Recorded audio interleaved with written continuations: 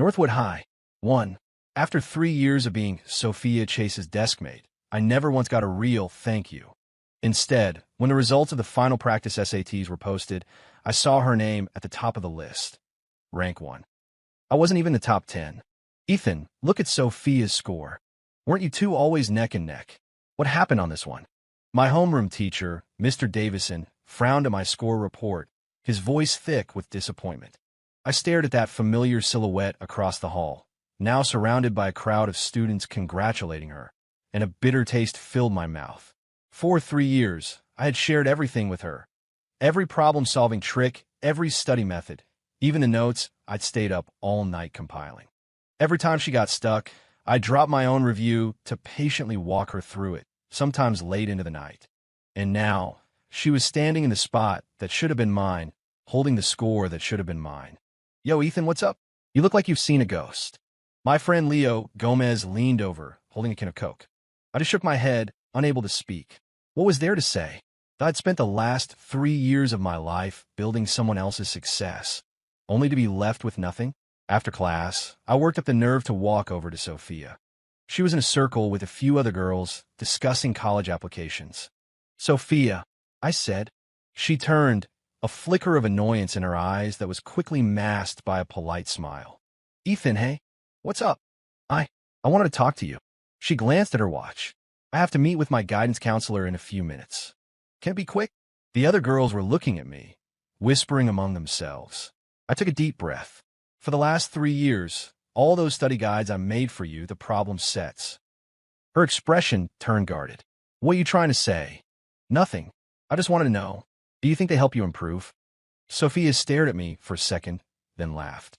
Ethan, you don't seriously think I got this score because of you, do you? I'm number 1 because I work my butt off, and because I'm smart enough to be. She paused as if for effect. Your notes were nice, I guess, but that's all they were. Real success comes from talent and hard work. Her words hit me like a bucket of ice water. I looked at her completely matter-of-fact expression, and the last shred of hope I had shattered. Right, so I guess the last 3 years were just a waste of my time. Ethan, what is that supposed to mean? You're making it sound like I owe you something, Sophia said, her brow furrowed. I never asked you to help me. You offered. The girls around her started chiming in. Seriously, just because Sophia did well, you're going to get all jealous? Yeah, acting like she couldn't have gotten number 1 without him. What a sore loser. I just stood there, feeling their judgmental stares from all sides, like I was the punchline to a joke. Forget it. Forget I said anything. I turned to leave, but Sophia's voice followed me. Ethan, you need to be a better sport about this. Isn't that what classmates are for? Helping each other out. What we're supposed to do. I let out a bitter laugh and walked faster. Back at my desk, I opened my backpack. Inside was the calculus problem set I'd finished organizing for her last night. It was full of handwritten notes on common mistakes and shortcuts. I had planned to give it to her today. Now I saw there was no point. Leo, seeing the look on my face, leaned over again. Dude, did you and the Queen have a fight? The Queen. I glanced over at Sophia, still holding court, laughing as she debated with her friends whether to apply to MIT or Stanford. Meanwhile, I was worried about getting into a decent state school. Leo, I asked, what's the most shameless thing a person can do? My out-of-the-blue question seemed to confuse him. Huh, what do you mean? Nothing. I'm going to go to the bathroom. The hallway was quiet, the only sound a distant murmur of voices from another classroom. I leaned against the wall, my mind flashing back to the first day of sophomore year. Sophia had been sitting in the back corner, a quiet girl with mediocre grades. I, on the other hand, was consistently in the top 3 of our year. Mr. Davison had said her foundations were weak and asked me, as a top student, to help her out. At the time, I thought helping a classmate get better was a noble thing to do. So, I started explaining problems to her, sharing my notes, even teaching her the unique methods I developed for myself. In the beginning, she was grateful. She'd always say thank you, sometimes even bringing me a bag of chips or a candy bar. I thought we were building a friendship, but thinking back, when had she ever treated me like a friend? I was just a tool she used on her path to success, a tool that could be tossed aside when it was no longer needed. Ethan, I looked up. It was Ms. Albright, my English teacher. Ms. Albright. I heard your latest practice scores weren't what you'd hoped for, she said, her tone gentle. Are you running into any trouble? I shook my head. No, just an off day, I guess. Well, with finals just around the corner, now's not the time to lose focus. You have a very strong academic foundation. As long as you apply yourself, you'll get into a top-tier university, no problem. A top-tier university? I glanced back into the classroom at the girl currently debating which Ivy League to grace with her application, and a wave of bitterness washed over me. Yeah, I used to be in that conversation, too. Now, I'd be lucky to get into a UC school. Ms. Albright, I said suddenly, if someone gives everything they have to help someone else and ends up with nothing, does that make them a fool? She looked at me, a little startled. Are you talking about something specific? I paused for a moment. No, just a thought. I should get back to class. Sitting back at my desk, I pulled out the calculus problem set. I flipped through the pages, each one filled with my neat handwriting. Every problem was carefully selected, every solution meticulously worked out. It had taken me 2 solid weeks to put it together. It was supposed to be my final gift to her before we graduated. Now, it was clear she didn't need it, or deserve it. I closed the notebook and shoved it deep into my backpack. Fine, I'd keep it for myself. It might be too late to turn things around, but it was better than continuing to be a doormat. During calculus class that afternoon, the teacher went over a particularly tough 3D geometry problem. I saw Sophia frowning, clearly lost. In the past, I would have immediately leaned over to whisper an explanation. This time, I just sat there focusing on the lecture. After the bell rang, Sophia, as expected, turned around. Ethan, did you get that last problem? Yeah, I said, not looking up from my textbook.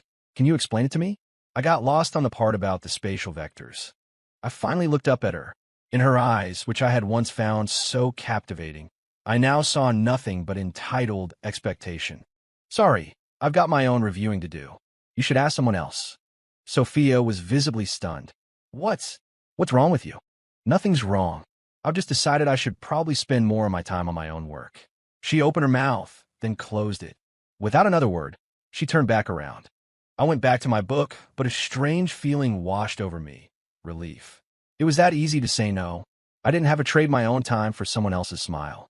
I could, for once, just be unapologetically focused on myself. That evening, during the last study hall, I started mapping out a new review plan. There was less than a month until finals. It was a tight schedule, but it wasn't impossible. I pulled out all the materials I had made for Sophia over the past 3 years and began repurposing them for my own final push. This was my work, my knowledge. It was time it started working for me. The next morning, I got to school half an hour early. Only a few students were in the classroom, their quiet murmurs the only sound in the room. I sat down and pulled out the study guides I had reorganized the night before. Looking at the dense, detailed notes, I was struck by just how much knowledge I had accumulated over 3 years. If I hadn't been playing free tutor for Sophia this whole time, my grades would have never slipped this far. Ethan, you're here early. I looked up to see Mark Evans, our class president. Yeah, wanted to get some extra review in. I heard you've been in a slump lately, he said, clapping me on the shoulder. Can't let up now, man. Finals are right around the corner. If you need anything, let me know. I nodded, not saying much more. Students started to trickle in, Sophia among them. She slowed down as she passed my desk, looking like she wanted to say something, but she kept walking. I pretended not to notice and kept my eyes on my book. First period was calculus. Our teacher wanted to go over the practice problems from yesterday. Who wants to solve number 3 on the board? He asked, scanning the room. Sophia half raised her hand, then put it down. I knew she couldn't solve it.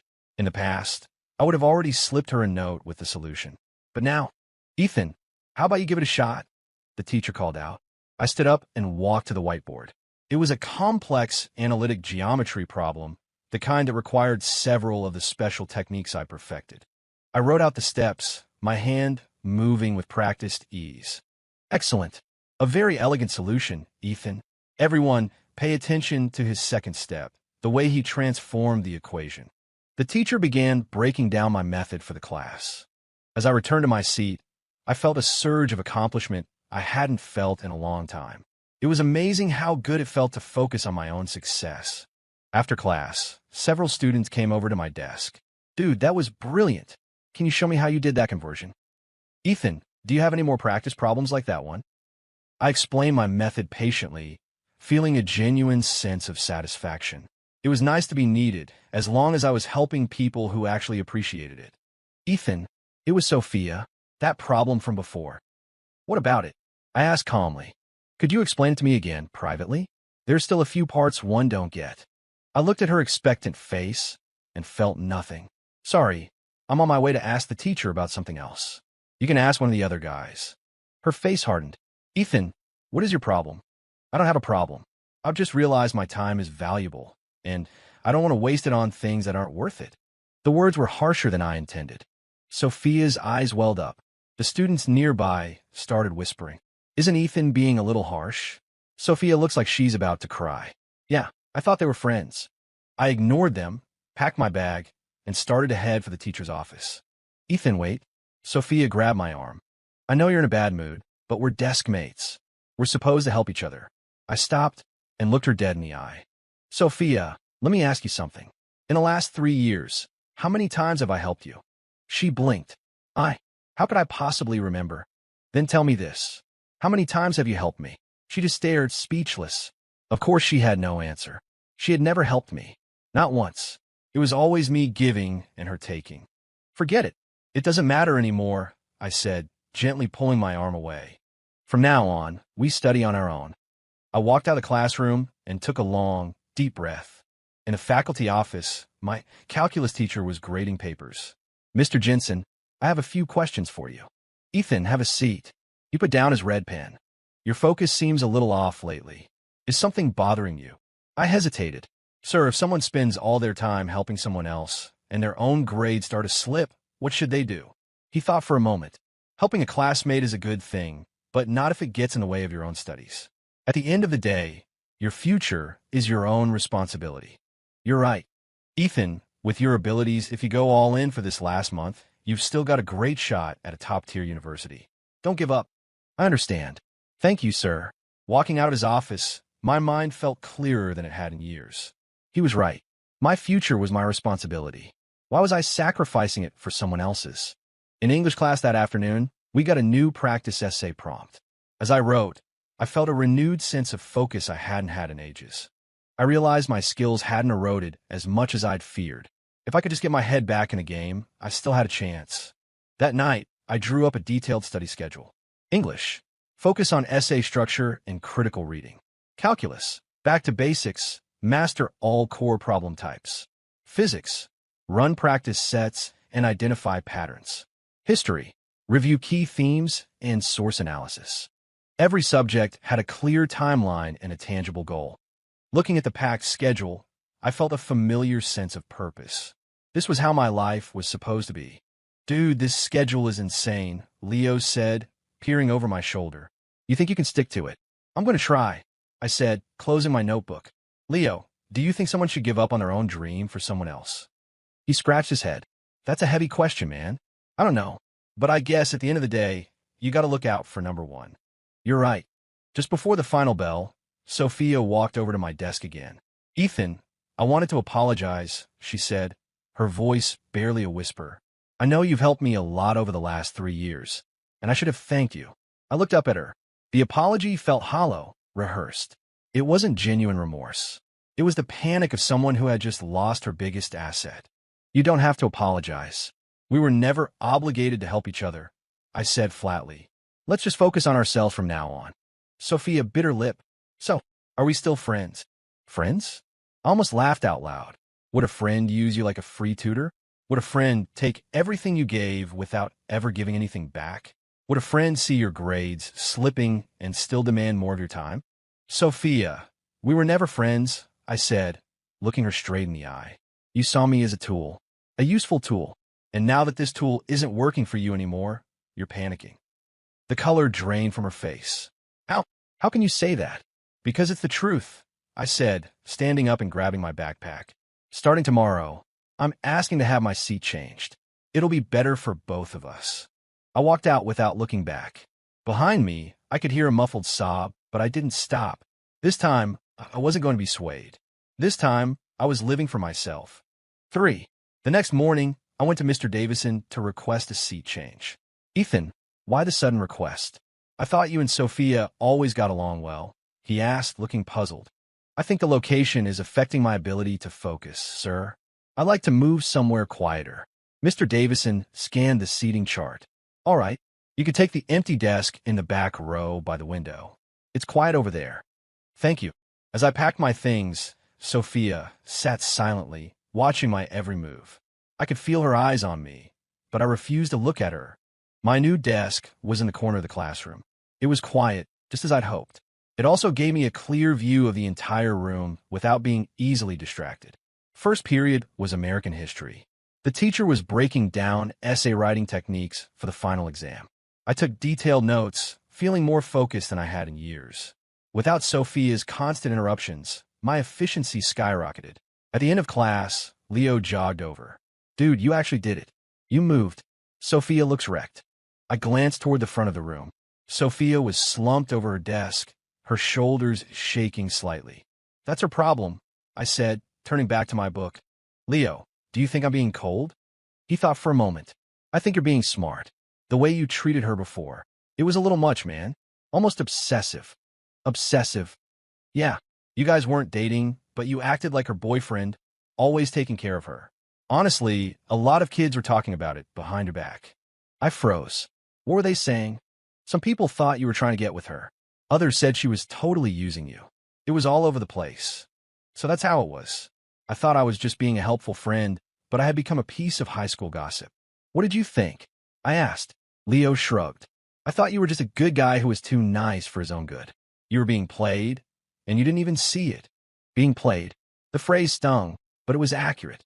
For 3 years, I had been Sophia's secret weapon, the gun she used to shoot down any academic challenge that came her way. And when she was done, I was put away until she needed me again.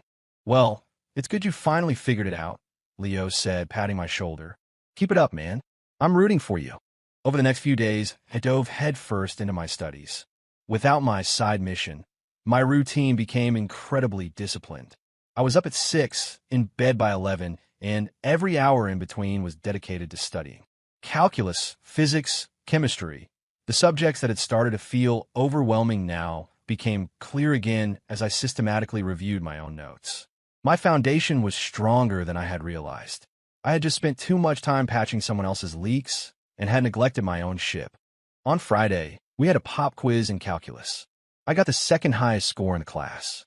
When I saw the grade, I couldn't believe it. I hadn't scored that well in over a year. Ethan, great work on this, my teacher, Mr. Jensen, said, clearly pleased. Looks like you found your focus again. Yes, sir. Keep this up. With scores like these, you're on track for a top-tier university. A top-tier university. I glanced at the quiz leaderboard. Mark Evans was number 1. Sophia was 5th. After school, as I was packing my bag, Sophia approached my desk. She looked exhausted, with dark circles under her eyes. Ethan, congratulations on the quiz, she said quietly. Thanks, I replied without looking up. I didn't do so well. She paused. That derivative problem, I still don't really get it.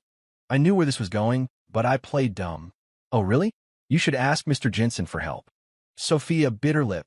Ethan, I know I messed up, but we're still classmates. Can't you just help me one more time? I stopped packing and looked up at her. Her eyes were filled with the same desperate hope I'd seen 100 times before. But this time, it didn't stir a thing in me. Sophia, let me ask you a question. You see my bay down? If my grades were tanking right now, and yours were great, and I came to you for help, would you do it? She flinched. You wouldn't, would you? I said with a humorless smile. Because in your mind, I'm just a tool. And when a tool breaks, you don't help it. You just get frustrated that it's not working. That's not what I meant. It's exactly what you meant, I said, standing up and slinging my backpack over my shoulder. Sophia, I don't owe you anything. Helping you before was my mistake. Not helping you now is me finally learning from it. I walked toward the door. Ethan, she called after me. Are you really going to be this cruel? I stopped, but didn't turn around. Cruel? After 3 years, were you ever once moved by anything I did for you? When you were accepting my help, did it ever cross your mind that I needed to study too? If it had, you wouldn't have kept asking for more, even when you saw my own grades dropping. I pushed the classroom door open. Sophia, you're not dumb. You're just used to leaning on other people. It's time you learn to stand on your own. As I walked away, I heard a faint sob from the classroom behind me. This time, I didn't feel a shred of pity. Some paths you have to walk alone. Some lessons you have to learn the hard way. I was not her crutch, and I certainly wasn't her savior. I was just Ethan, a normal kid trying to fight for his own future. When I got home that night, my mom was thrilled with my quiz score. "Ethan, this is wonderful. I'm making your favorite lasagna to celebrate." "Thanks, Mom. By the way, how's that friend of yours, Sophia? I remember her grades were always so good." I hesitated. "She's fine, I guess. We don't talk much anymore." "Oh, that makes sense. Everyone's busy with finals coming up," she said, thinking nothing of it. "You both need to keep up the hard work." At dinner, my dad asked, "Son, are you feeling confident about getting into the university you want?" "I am," I nodded. "Dad, when do you think a person is most likely to succeed?" My dad considered it. "Probably when they're giving it their all, fighting for themselves." Giving it their all, fighting for themselves. He was absolutely right. For the first time in years, I finally understood what that felt like. No extra burdens, no unnecessary distractions. All my time and energy were my own. The feeling was incredible.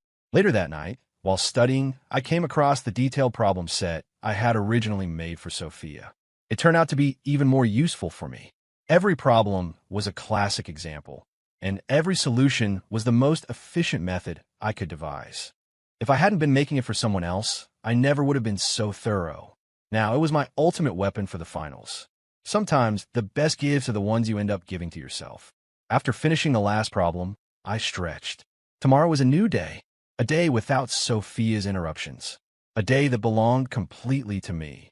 And it felt good. For during homeroom on Monday, Mr. Davison made an announcement.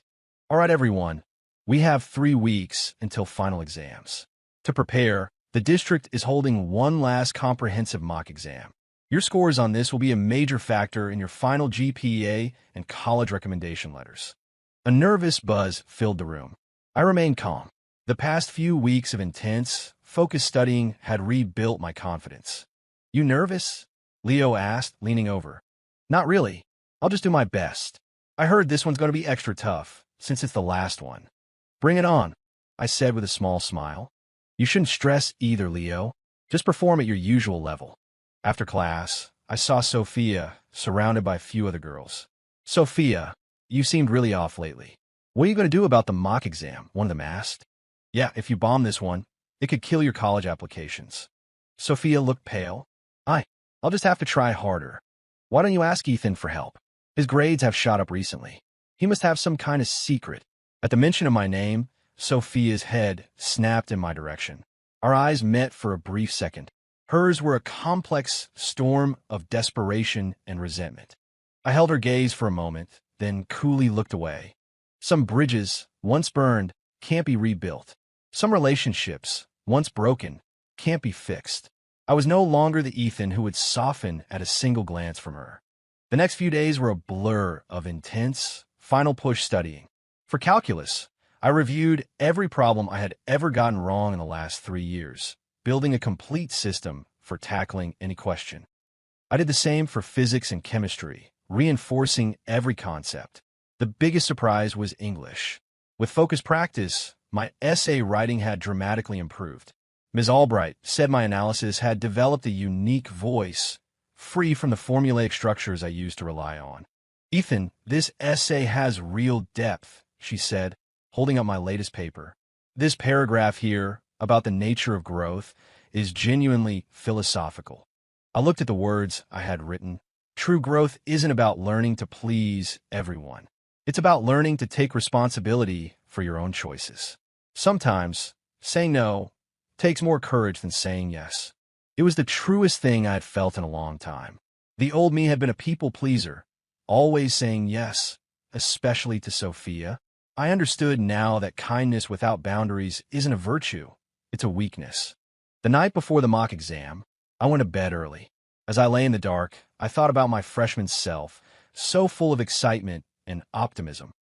I thought helping people was the most important thing. I thought hard work and sincerity would always be rewarded. I was so naive, but I didn't regret it.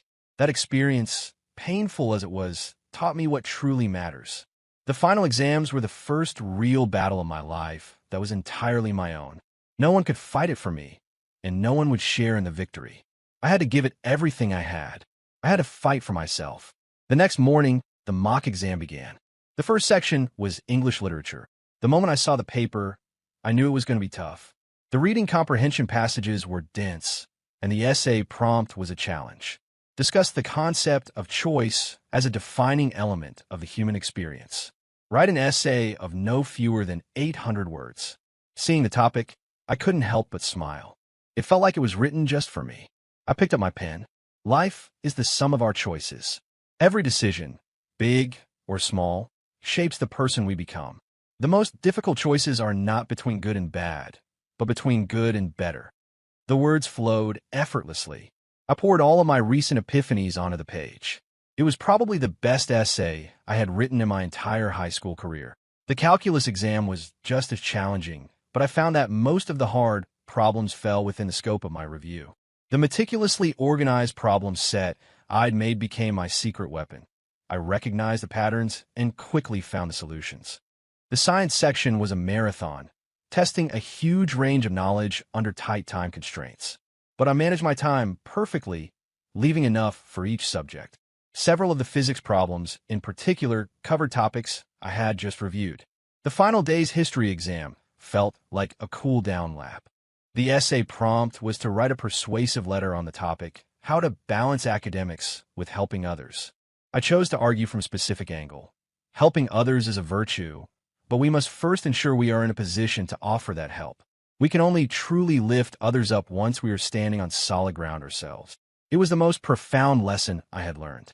After 3 grueling days, it was over. I felt a sense of lightness I had never experienced after an exam. It was the first time I had competed solely for myself, with no other weight on my shoulders. "Ethan, how'd it go?" Leo asked, walking over. "Pretty good, I think. Better than last time. I knew you'd kill it. You've been in the zone for weeks." He was right. I had never felt so focused, confident, and ready for a fight. This was the feeling of someone fighting for himself.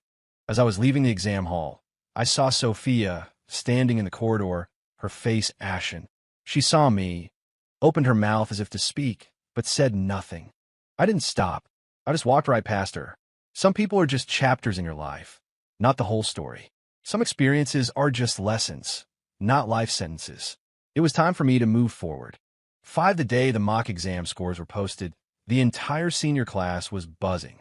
I was ranked first in our class and third in the entire school. I got a perfect score in calculus, lost only 5 points in the science section, and my English score was my highest ever, a 132, putting me in the top percentile. "Ethan, you're a beast," Leo shouted, practically jumping up and down. "Third in the school. With that score, you could get into MIT or Stanford, easy." Classmates crowded around to congratulate me. I thanked them politely, but my eyes drifted to Sophia. She was sitting at her desk, motionless, her face pale. She had ranked 15th in our class and had fallen out of the top 100 in the school. With that score, a top-tier university was out of the question. Even a good state school would be a reach. "Ethan, congratulations," Mr. Davison said, beaming as he walked over. "An absolutely outstanding performance. Do you know where you're thinking of applying?" "MIT, sir. For computer science." "Excellent choice. With this score, you have the credentials to back it up," he said, patting my shoulder. "Keep this momentum, and you'll do even better on the real finals." MIT, it had been my dream since I was a kid, the goal I'd been working toward for 3 years. Now, it was finally within reach. After class, Mr. Jensen, my calculus teacher, called me to his office. "Ethan, your score on the math section was phenomenal," he said, holding my exam paper. "Your solutions for the last 2 problems were particularly ingenious." "Thank you, sir. I have to ask, how did you manage such a dramatic improvement in such a short time?" I consider the question. I mostly adjusted my study habits. I became much more focused on my own weak spots. "Could you be more specific? Your methods might help other students." I explained my review process in detail, and he listened intently. "A very sound strategy," he nodded. "It seems focus and efficiency were the keys." Focus. That was it. My biggest change was learning to be relentlessly focused on my own goals, my own work, and tuning out the rest. When I got back to the classroom, Sophia's desk was empty. She ran out crying a few minutes ago. Leo told me. Probably because of her score. I nodded but said nothing. Everyone has to face the consequences of their choices. Sophia was no exception. She had chosen the easy path of dependence, and now she was paying the price. Late that afternoon, she returned. Her eyes were red and swollen. She sat down and stared blankly at her score report for a long time before finally standing up and walking toward me. "Ethan, can we talk?" she asked softly. I looked up, my expression unreadable. "What is it?" I know I did badly on this exam," she said, biting her lip. "I was wondering if you could." "You want my help?"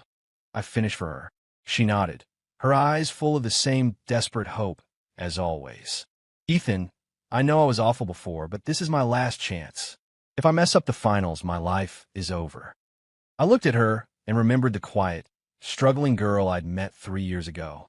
She had looked at me with that same pitiful expression, and I had caved.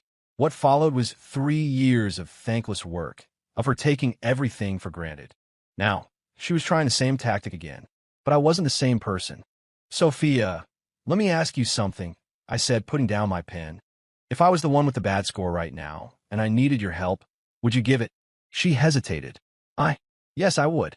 "Really?" I gave a small, humorless laugh. "Then let me ask you this. In the last 3 years, when did I ever ask you for help? And how many times did you offer it?" She was speechless. "The answer is 0, I said for her, because in your world, I was a tool, and tools don't need help." "That's not what I meant." "It's exactly what you meant," I said, standing up. "Sophia, I'm not that naive kid from sophomore year anymore. I'm not going to throw away my principles just because you're crying. But we're classmates." "Classmates?" I shot back. A class or relationship is supposed to be about mutual support, not one-sided charity. Would you call what we had mutual? Her face grew paler. "Ethan, don't you care about our history at all?" "Our history?" I almost laughed. "What history is that?" "The history of me giving everything and you taking everything." The rest of the class was watching us, whispering. But I didn't care anymore. Some things needed to be said out loud. Some lines needed to be drawn in permanent ink. "Sophia, I'm going to tell you this one last time," I said, looking her straight in the eye. "I don't owe you anything, and you don't owe me anything. From now on, we are both responsible for our own lives." I grabbed my backpack and started to leave. "Ethan," she yelled after me, "how does this make you any different from all the other selfish people out there?" I stopped and turned back. "The difference is that I've learned to protect myself. I used to be too kind, so kind that I was a fool. Now I understand that kindness without principles isn't a virtue. It's a form of self-destruction. You've changed, Ethan. I don't even know who you are anymore." "You're right, I have," I nodded. "I've become smarter, more mature, and more focused on what matters. That's not a bad thing. It's called growing up." I walked out of the classroom without looking back. Walking home, I felt lighter than I had in years. I had finally, completely broken free from a past that had been dragging me down. I could finally live for myself. My phone buzzed. It was a text from my mom. "Ethan, your teacher called to tell us about your amazing score. We are so proud of you." Reading it, my eyes started to sting. These were the people who mattered. The ones who celebrated my success, not just what they could get from me. When I got home, my parents had prepared a feast. "A celebration for our valedictorian," my mom said, her smile wider than I'd seen it in a long time. "Mom, Dad, thank you for always supporting me," I said, my voice thick with emotion. "Don't be silly. That's our job," my dad said, clapping me on the shoulder.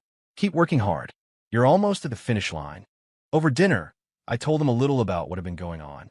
"You did the right thing, Ethan," my mom said after I finished. "It's good to help people, but not without limits, and never at the expense of your own future." "Exactly," my dad agreed. "The finals are your battle to fight. You can't let someone else's problems derail you." Hearing their support solidified my resolve. There were less than 3 weeks until the final exams. For these 3 weeks, I would give it everything I had. MIT, here I come. 6 with 2 weeks left until finals. The school went into overdrive. Everyone was cramming, and the air in the classrooms was thick with tension. My own study rhythm was steady. I followed my plan, patching up weak spots in each subject. Day by day, I felt my confidence growing. Dude, you don't seem nervous at all, Leo said, munching on a protein bar. What's the point of being nervous? I replied, not looking up from a physics problem. I've reviewed what I need to review. Now it's just about maintaining my form. True, your mindset is seriously solid. Mindset was everything. I used to worry about everything, constantly second-guessing myself. Now I understood. Focus on the present, on what you can control. Everything else is just noise. During calculus, Mr. Jensen was covering the last few key theorems. I listened intently, jotting down notes. Suddenly, I heard a soft sob from behind me. I glanced back. It was Sophia. She had her head down on her desk, her shoulders trembling. The students around her looked on with concern. Sophia, what's wrong? Her new desk mate whispered. Sophia lifted her head, her eyes puffy and red. I was trying to do that last problem, and I can't. I glanced at the problem on the board. It was a standard application of derivatives. I had explained similar problems to her dozens of times. Clearly, she had never truly learned how to solve them herself. It's okay, you still have time, her desk mate said, trying to comfort her. But I knew the truth. 2 weeks wasn't enough time to make up for 3 years of coasting. Sophia was finally paying the bill for her own laziness. I turned back around and focused on the lecture. Her tears no longer affected me. Her pain was not my responsibility.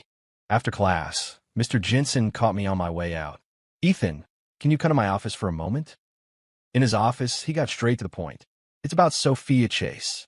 Her performance has dropped dramatically, and her emotional state is deteriorating. I was hoping you could help her. I froze. Help her how, sir? You two used to be close, and your own grades are excellent now. If you could just guide her a little, it might be enough to salvage her final score. I was silent for a moment. Sir, with all due respect, there are only 2 weeks until the finals. A significant improvement at this stage is unlikely. I know it's a long shot, but we have to try.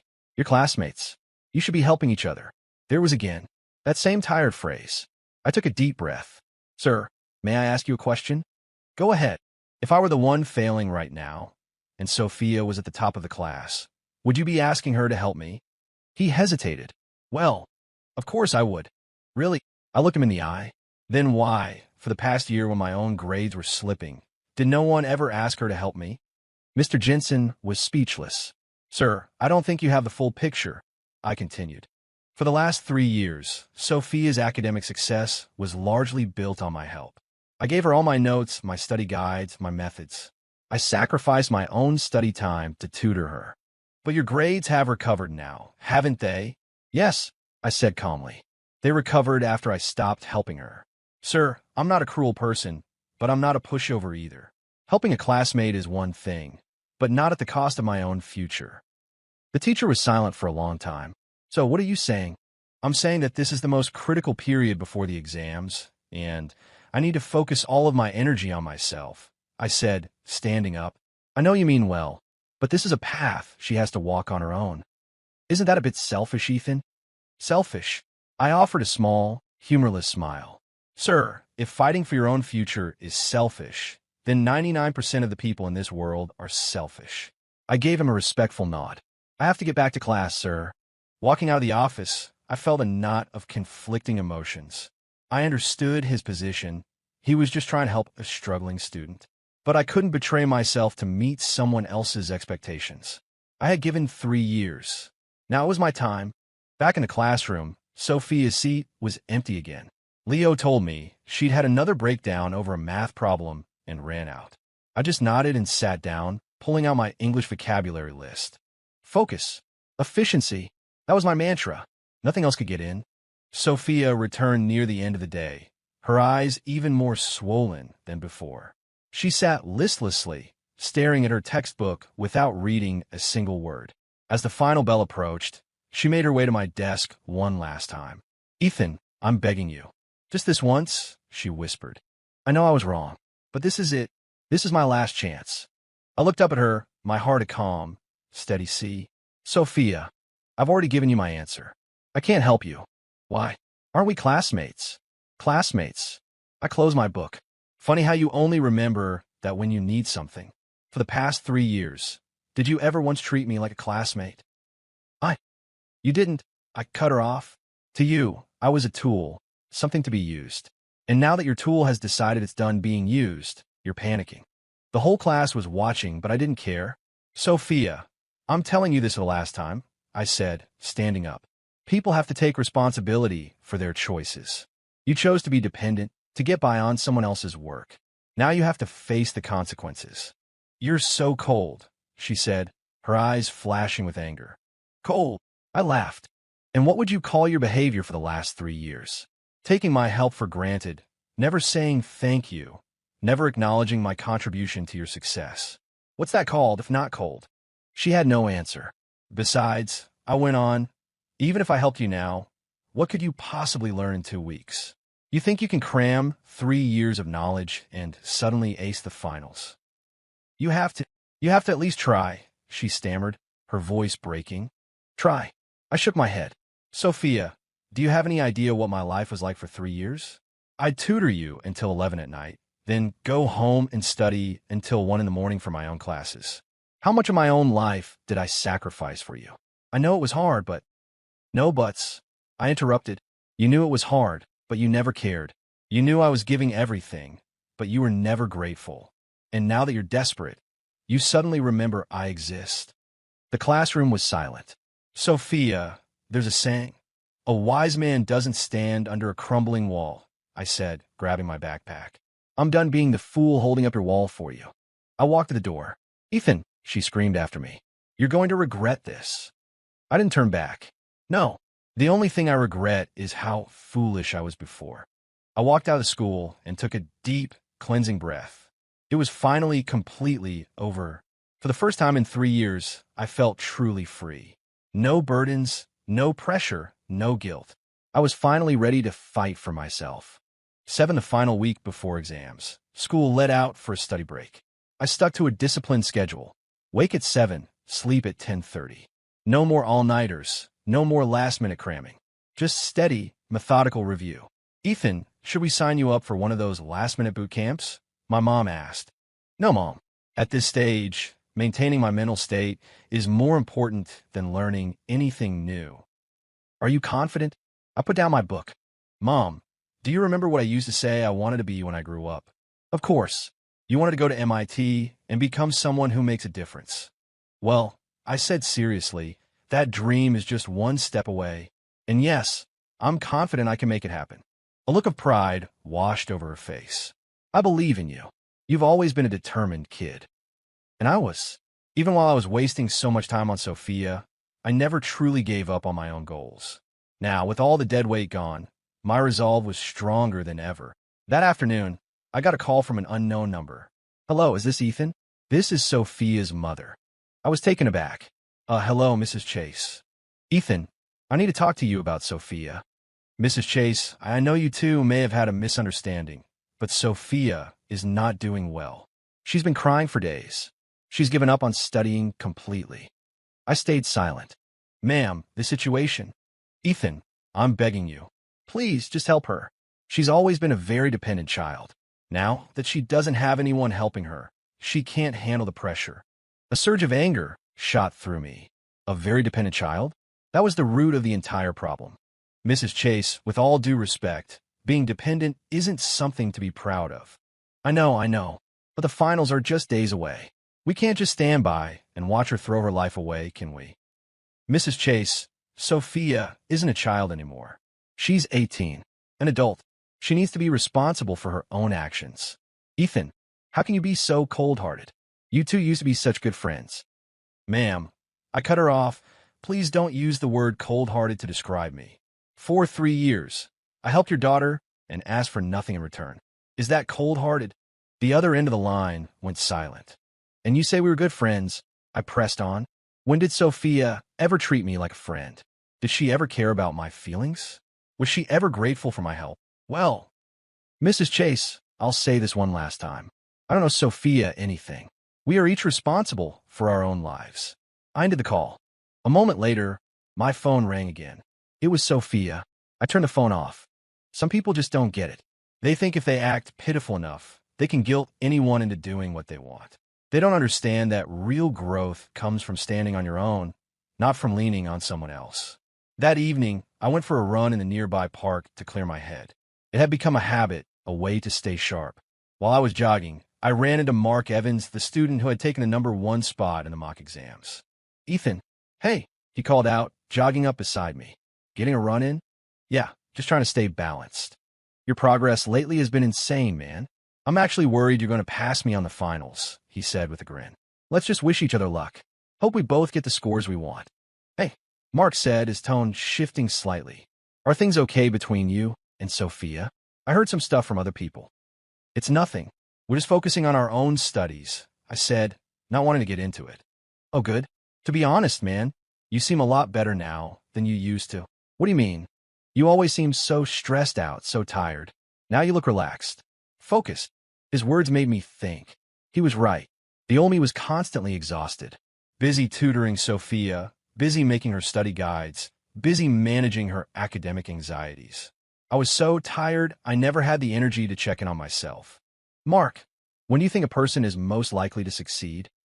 "When they're focused, I guess," he said after a moment. "When you can lock in on a goal and tune everything else out, success isn't far behind." Focused. There was that word again. It was the most important lesson I had learned. When I got home, my mom was in the kitchen. "Mom, what are you making?" "Chicken soup.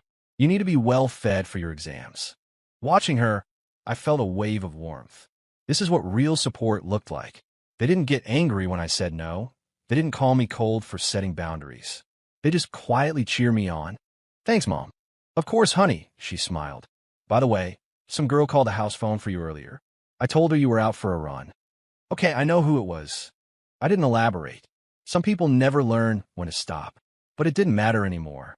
The finals were just days away, and nothing was going to break my focus. That night, I organized all my notes from the last 3 years one final time. Looking at the massive stacks of paper, I remembered my original dream. Freshman year, I was going to get into the best university, learn from the best minds, and do something that mattered. That dream had never changed. I'd taken a long detour, but I was back on the right path. Now, more than ever, I was determined to see it through. I have to get into MIT, not to prove anyone wrong, not for revenge, but for the dream I've held on to for 18 years. My dream. The first day of final exams arrived. I woke up naturally at 5:30, not with anxiety, but with a profound sense of calm. After getting ready, I sat at my desk and looked at the note I'd written for myself. "Today, I fight for the dream I've had for 18 years. Ethan, breakfast is ready," my mom called softly from the kitchen. The table was set with my favorite, scrambled eggs, bacon, and toast. "No pressure. Just do your best," my dad said, patting my shoulder. "I will," I said calmly. "Mom, Dad, thank you for everything." "Don't be silly, sweetie," my mom said, her eyes a little misty. "Now go. You've got this." As I walked out the door, I took one last look back at my home, the place that had given me 18 years of unconditional love and support. Today, I would repay them with the best performance of my life. The testing center was already crowded with students. I saw Sophia in a corner, looking pale and nervous. Our eyes met for a fleeting second before I looked away. "Ethan," Leo jogged over. "How you feeling?" "Good. You?" "A little shaky, but seeing you so calm is actually helping. Just do what you practiced. We're prepared for this." Inside the exam room, I found my assigned seat. As the proctor read the rules, I closed my eyes and took a deep breath. 3 years of work came down to this. First up was English literature. I scanned the exam booklet. The questions were challenging, but fair. Nothing I hadn't seen before. I moved through the sections at a steady pace. Poetry analysis, prose interpretation, critical reading. Then came the essay prompt. On the topic of independence, write a persuasive essay of no fewer than 800 words. I couldn't help but smile. It was perfect. I picked up my pen. Independence is the most critical virtue a person can cultivate. True independence is not merely about self-sufficiency in life, but about intellectual and spiritual self-reliance. I poured all my recent experiences onto the page. My thoughts on dependence versus independence, on giving versus taking, on growth and choice. It was the most honest thing I had ever written. I finished with 10 minutes to spare, reviewed my answers, and turned in my paper. Walking out of the exam room, I felt great. A strong start. During the lunch break, I avoided discussing the exam with anyone. It only creates unnecessary anxiety. I went home, ate a light meal, and took a short nap. The afternoon session was calculus, my strongest subject. The problems were difficult, designed to separate the good students from the great ones. But they were all within my capabilities. The final two questions, in particular, played directly to my strengths. The problem set I'd made for Sophia and reclaimed for myself had prepared me perfectly. I recognized the patterns instantly. After finishing, I double-checked every answer. I was confident I was close to a perfect score. At the end of the first day, I felt fantastic. On the way home, a few classmates caught up with me. "Ethan, how did you solve that last calculus problem?" one asked. "I used a parametric equation," I said simply. "Wow, I never would have thought of that." "You're going to kill it this year," Mark Evans said, walking beside me. "You're in the zone. We'll all do great," I replied with a smile. When I got home, my parents were waiting anxiously. "How did it go?"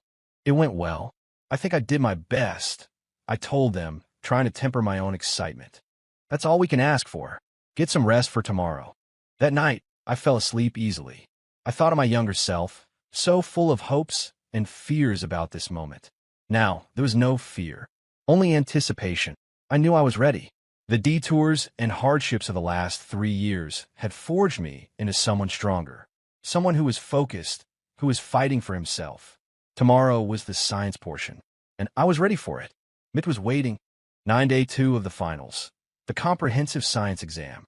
I maintained the same calm focus from the day before. The science section was a marathon, a test of knowledge, speed, and strategy. I stuck to my game plan. Chemistry first, then physics, and finally biology. The chemistry section was straightforward. The physics problems were complex, involving several tough calculations, but I worked through them methodically. All the concepts that used to give me trouble, mechanics, electromagnetism, now felt clear.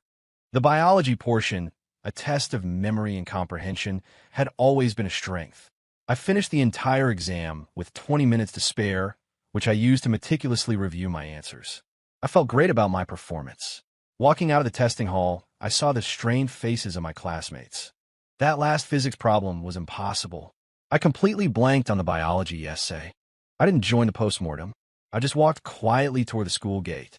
I saw Sophia there. She looked utterly defeated. Our eyes met again, and hers were a swirling mix of regret, anger, and despair. I held her gaze for a moment, then walked on. A choice, once made, has consequences. She chose dependence. I chose independence. Now, we were both living with the results. The afternoon exam was history, the last test of my high school career. It felt like a victory lap. The multiple choice questions were easy, the document analysis straightforward. The final essay prompt felt like a gift from the universe. Write a persuasive letter to an incoming freshman on the topic of how to cultivate independence in high school. I wrote with passion, channeling everything I had learned. The path to independence begins with refusing to be overly dependent on others. Many students fall into the habit of relying on their peers for help, but true growth comes from confronting challenges on your own. When the final bell rang, I put down my pen and let out a long, slow breath. It was over. 3 years of high school, 12 years of schooling, all culminating in this moment. Walking out of the testing center for the last time, I felt an incredible sense of peace. Not just relief, but the quiet satisfaction of knowing I had given it my absolute all. Whatever the result, I had no regrets. "Ethan, we're done," Leo yelled, running over and throwing an arm around my shoulder. "How'd it go?" "Great. You?" "Pretty good. A few questions were tough, but I think I did okay overall." We walked out of the school gates together, where a crowd of anxious parents was waiting. My mom rushed over immediately. "Ethan, you're done. How are you feeling?" "I'm feeling good, Mom. I think I gave it my best shot." "That's wonderful, honey," she said, her eyes welling up with tears. "Let's go home. I'll make you a special dinner." On the car ride home, I stared out at the familiar streets, a swirl of emotions inside me. The last 3 years had been a journey, from naive kindness to confused frustration, and finally to a hard-won sense of self. I had learned so much, lost a little, but most importantly, I had found myself. That night, we had a celebratory family dinner. "So what's the plan now?" my dad asked. "Wait for the scores. If they're what I hope they are, I'm applying to MIT's computer science program." "Good. I support you 100%. "Oh," my mom said suddenly. "That girl, Sophia. Her mother called me again today." I paused. "What did she say?" "Just that Sophia didn't do well, that she's very worried. And she asked how you did." I was quiet for a moment. "Mom, if she calls again, you don't have to pick up." "Why? Aren't you classmates?" "Mom, some people only remember you exist when they need something from you. That's not a relationship worth keeping." My mom looked at me, a new understanding in her eyes. She didn't say anything more. She could see how much I had changed. The old Ethan was kind to a fault. The new Ethan was still kind, but now he had boundaries. That was the price of growing up, and also the reward. Before bed, I stood by my window, looking up at the night sky. A new chapter of my life was about to begin. Whatever came next, the anxious wait for scores, the adventure college, I was ready. I knew that no matter what challenges I faced, I could handle them on my own. I didn't need to lean on anyone, and I would never let anyone use me again. I was just me, Ethan, unbreakable, someone who fought for his dreams and made the hard choices to grow. And for the first time, I was truly living for myself. 2 months later, the day the exam scores were released, I was up at dawn. I logged into the official portal, my heart pounding. When the numbers appeared on the screen, I just stared. Total score, 1580. Verbal, 780. Math, 800. My GPA was a 4. 0 weighted. The score was even better than I had dared to hope. "Mom! Dad!" I yelled, my voice cracking with excitement. They came running into my room. "What is it? Are the scores out?" 1580, I said, pointing at the screen. My mom's eyes instantly filled with tears. "Oh, Ethan, that's incredible." My dad was speechless, just clapping me on the shoulder again and again, a huge grin on his face. With that score, I was ranked first in our school district. MIT wasn't just a possibility anymore. It was a reality. My phone started blowing up with calls and texts from teachers and friends. "Ethan, your score is phenomenal." Mr. Davison's voice boomed over the phone. "You're the school's valedictorian this year." "Thank you, sir. I couldn't have done it without your guidance." "So what's the next step?" "I'm applying to MIT computer science program." "Excellent. With that score, you can write your own ticket anywhere." Over the next few days, admissions officers from MIT and Stanford both reached out. After careful consideration, I accepted the offer from a Massachusetts Institute of Technology for their School of Engineering. My childhood dream was officially coming true. The day I formally submitted my acceptance, I ran into Leo at school. "Ethan, congratulations, man," he said, giving me a high five. "Mitt, that's insane." "Thanks, Leo. How did you do?" "Pretty good. Got into a great state university," he said, beaming. "Hey, I really wanted to thank you." "For what?" "For showing me what it means to be focused, to be responsible for yourself. Seeing you turn things around. It inspired me to get my act together, too." His words meant a lot to me. It turned out that by saving myself, I had also inspired a friend. "We both have bright futures ahead of us, Leo." "Hell yeah. Oh, by the way," he said, lowering his voice, "did you hear about Sophia?" I hesitated. "No, and I don't really want to." "She only got 1100, he said anyway. "Not even enough for a decent state school. I heard she's going to have to go to community college and try to transfer." I was silent for a moment. An 1100. It was a harsh outcome, but it was the outcome of her choices. "Everyone has to live with the consequences of their actions," I said quietly. "Yeah, and honestly, I think you made the right call. If you had kept helping her, you might not have gotten into MIT." He was right. If I hadn't woken up, if I had continued to waste my time and energy propping her up, my future would look very different. Sometimes, saying no is the bravest and most important thing you can do. Sometimes, putting yourself first isn't selfish. It's necessary. A month later, my official acceptance package from MIT arrived. Holding the thick envelope in my hands, I thought about the naive freshman I used to be, so eager to please, so convinced that kindness would always be rewarded. I know now that what truly matters isn't getting everyone's approval, but earning your own self-respect. Not all kindness is returned, and not all effort is valued. Learning to say no, learning to prioritize yourself. That isn't selfishness. It's maturity. The night before I left for Cambridge, my mom helped me pack. Ethan, she said quietly, I want to ask you something. What is it? Do you regret it? How things ended with Sophia. I stopped folding a shirt and thought for a moment. Mom, do you think I should regret it? I don't know. It's just, you two used to be so close. Mom, I said gently, have you ever heard the term sunk cost? She shook her head. It's an investment you've already made that you can't get back. A lot of people keep making bad decisions because they can't let go of the sunk cost. They keep throwing good money after bad. I looked at her. My relationship with Sophia was a sunk cost. I had already invested 3 years. But that wasn't a reason to invest a single day more. She nodded slowly, beginning to understand. I don't regret it, Mom, I said with certainty. Without that experience, I never would have learned to be independent. And if I hadn't made that final break, I wouldn't be going to MIT tomorrow. So, I'm grateful for the lesson, I finished. But I don't miss the teacher. My mom looked at me, her eyes full of love and pride. You've really grown up, Ethan. I had. I had transformed from a people pleaser into an independent person with principles and boundaries. The process was painful, but the result was worth it. The next day, my parents drove me to the airport. Take care of yourself in Boston, Ethan, my mom said, her voice thick with emotion. I will, Mom. Don't worry. I know how to be independent now. And if you ever run into trouble, my dad added, don't hesitate to call home. I will, Dad, but I think I can handle most of it on my own. Before walking through security, I turned and looked back at them. Then I thought about the city where I had spent the last 18 years. It held my youth, my growth, and my hardest-won lessons. No matter where I went, I would never forget what I learned here. Live for yourself. Fight for your dreams. The plane took off, flying toward Boston, toward my future. A new chapter was beginning at MIT. This time, I would be wiser. I would still help people, but never at my own expense. I would still be kind, but never again foolish. Because I had finally understood the most important truth of all. The best way to help the world is to first make sure you're standing on solid ground.